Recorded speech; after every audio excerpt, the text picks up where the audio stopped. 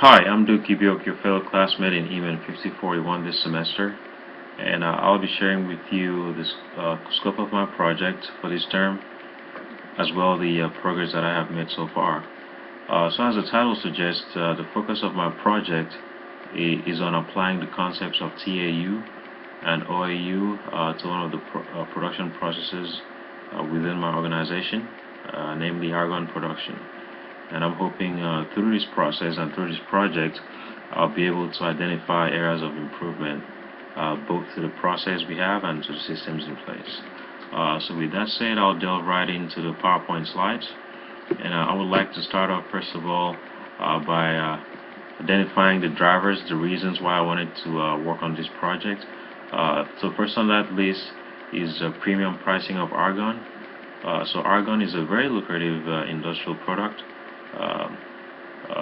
I believe right now the price of argon is about anywhere from $5 to $8 per 100 cubic feet. So just to put that in perspective, right now here in Texas, the price of gasoline is about $2.52 per gallon. So the equivalent of that would be about 5 to right around $10 per gallon of argon. So it's a very lucrative product in terms of price, and also with the production systems that we have in place, the cost of production is very marginal. So second on that list is the ability to be able to increase production. So I'm hoping by going through this process, I'll be able to increase production and consequently increase revenue, and also in the process improve reliability. Just based on prior experience, the unit has been subject to a lot of downtime due to unreliable equipment. So I'm hoping through this process I'll be able to identify areas where we can actually put some effort into improving reliability for the whole process.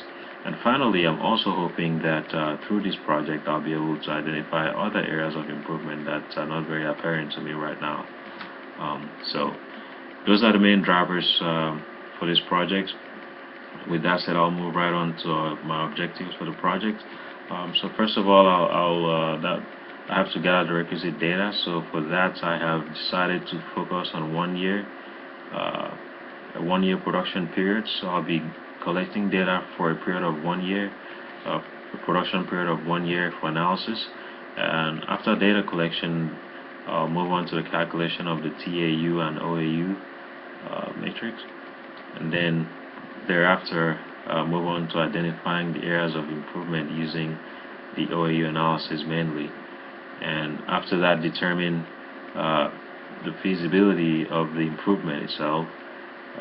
There might be some limitations, but I'm hoping that I can identify some that are feasible to work on.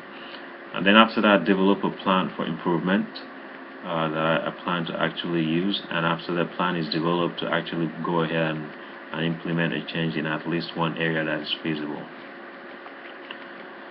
So next here I have a brief overview of the process. So the argon production process starts off with the separation of air in an air separation unit, just a distillation process. So the air comes in, compressed air, and it being separated to oxygen, nitrogen, and argon. So the crude argon leaving the ASU process is very rich in oxygen.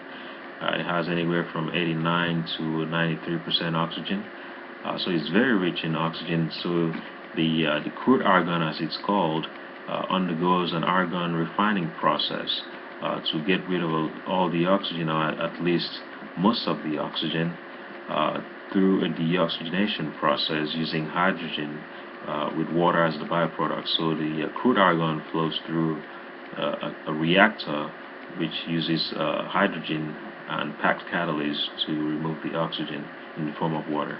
So the deoxo argon then flows through a second distillation column from where it's further purified to produce liquid argon with less than 5 parts per million oxygen in the final product, from where then it's transferred to a storage tank. So what I have here on the next slide is just the type of data and the points that are along the process where I intend to gather that data. So first here is the airflow rate going into the air separation unit. So that would indicate to me that when that process is running. the uptime, so to speak. And next up there is the flow of the crude argon leaving the ASU, along with the percent oxygen concentration of that crude argon process. That would indicate to me at what point um, the crude argon leaving the ASU was suitable for the refinery, because the percent oxygen concentration has to be below a certain value for it to be refined in the argon refinery without any issues. The third item I have on there, the third point, is the suction pressure to the argon compressor, and basically that would indicate to me when the argon refinery was started up. And next on that, I have the flow and the percent or the concentration of oxygen leaving the argon refinery. Again, that concentration has to be below a certain value for it to be distilled in the second distillation column. So that would serve as an indication of how much time it took for the argon to be refined in the refinery. And I'll also be looking at the differential pressure across the distillation column, because that would signal to me when flow was established to the second distillation column also. And finally, I'll be looking at the percent, the concentration of nitrogen and oxygen in the final argon product going to the storage. So my major challenge in this endeavor is determining or calculating duty cycle, being that this is a continuous process.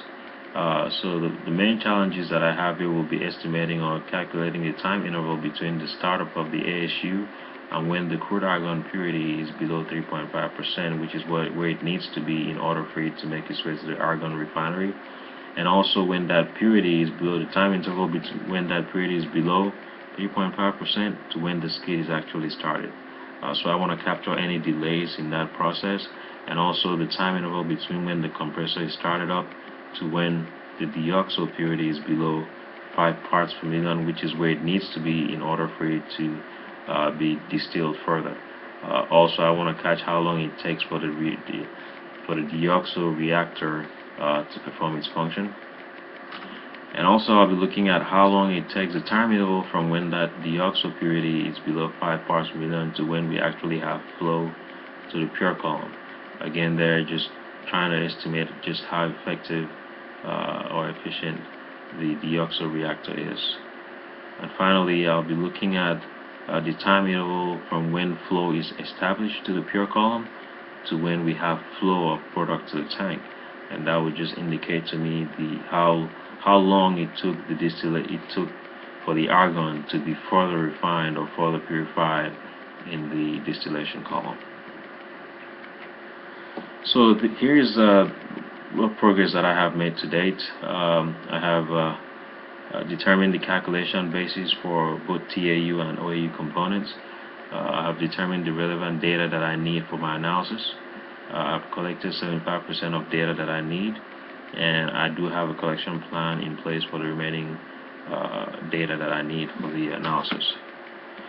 I also have here a timeline of my path forward, so I hope to complete data collection by this weekend, November 23rd, and from there complete data analysis, start working on my data analysis, and have that completed with the TAU and OAU calculations by November 30th.